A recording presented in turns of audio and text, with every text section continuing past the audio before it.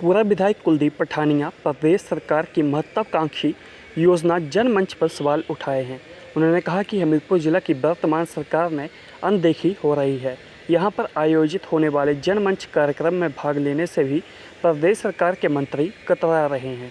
यही कारण रहा है कि पिछले रविवार को आयोजित जनमंच में एक के बाद एक 3 मंत्रियों के नाम सामने आए हैं, लेकिन कोई मंत्री हमीरपुर जिला में आने को तैयार नहीं था।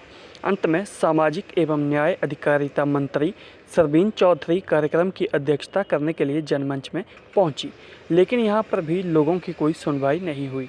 उन्होंने कहा कि जनमंच कार्यक्रम में महज अधिकारियों को बेइज्जत किया जा रहा है। जनमंच से पहले मैं ये कहना चाहूँगा कि जब से ये सरकार सत्ता में आई है, चाहे देश में है चाहे प्रदेश में है, हमीरपुर के साथ बहुत ही सतीला व्यवहार होता है। लोगों के कोई काम नहीं होते हैं, लोगों की कोई सुनवाई नहीं होती है। और इसके जीता जागता उदाहरण ये है कि अभी जो जनमंच हुआ, इसमें 3 मंत्री बदले गए और पीछे से सरवीन जी को जिम्मेवारी दी गई कि वो जाके जनमंच करें। यहाँ मंत्री आने से भी डरते हैं कि जब 4 साल में कोई काम नहीं हो तो लोगों को क्या जवाब देंगे। तो ये जनमंच जो है, ये सरकार का जो है एक ड्रामेबाजी है। इलेक्शनों के लिए कोरोना लगा हुआ है, जनमंच के लिए कोई कोरोना नहीं है। एक आम आदमी, गरीब आदमी अगर सड़क पे बिना मास्क के चला है तो उसको मारपीट कर रहे हैं, लेकिन जो जनमंच में नंगे घूम कर रहे हैं और उन्होंने मास्क करना कुछ, उसके लिए कोई कानून नहीं है। छोटे छोटे शादियों में या छोटे छोटे गरीबों के फंक्शनों में को फंक्शन करना है तो उसके लिए कोरोना है, और जब इनकी अपनी रैलियाँ होती हैं तो कोई कोरोना नहीं है। ये सरकार ही अपने आप में कोई फैसला नहीं ले रखती है कि ये क्या करने जा रही है और क्या इसमें इन्होंने पिछले 4 साल में हुआ।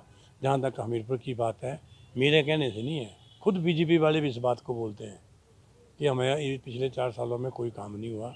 काम तो जब भी प्रदेश में कांग्रेस आई तभी हमीरपुर का उत्थान हुआ। हमारे मुख्यमंत्री भी रहे धूमल जी, तब भी काम नहीं हुआ।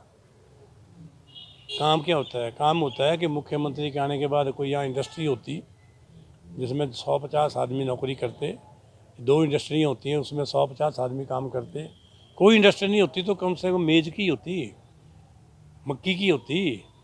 और यहाँ मक्की जो है आज 12 रुपये किलो बिक रही है। अगर वो इंडस्ट्री होती ग्लूकोज की या इसकी क्या बोलते बियर की, तो हमारी मक्की 40 और 50 रुपये में बिकती। सब लोगों ने खेत बीज देने से दोबारा वापस।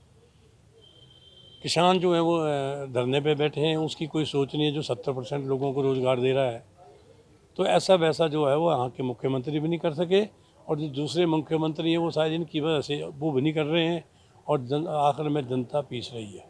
जैसे ही चुनाव नज़दीक आ रहे हैं, मुख्यमंत्री बदले जा रहे हैं। इसका साफ झलकता है कि ज़मीन पे, धरातल पे इस सरकार में कोई काम नहीं हुए हैं। भाषणों में, ड्रामेबाजी में इस पे काम हुए हैं, इसलिए इनको मुख्यमंत्री बदलने पड़ रहे हैं। कि नया मुख्यमंत्री आएगा वो शायद लोग उसको एक्सेप्ट कर लेंगे, लेकिन बात यहाँ हो चुकी है कि आने वाले कल जो चुनाव हैं, लोगों ने इनको आईना दिखाना है।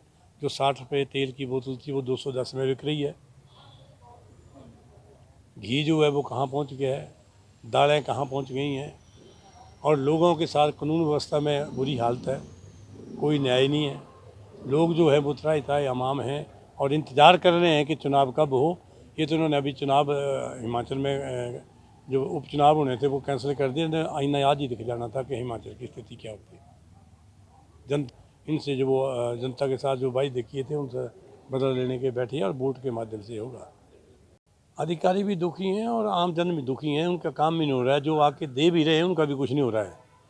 और जिस तरह जनमंचों में अधिकारियों को बेइज्जत किया जा रहा है, जिस तरह मंत्रियों द्वारा जनमंच पे व्यवहार किया जा रहा है, वो निंदनीय है, वो लोकतंत्र के खिलाफ है, वो तानाशाही की तरफ ले जा रहे हैं।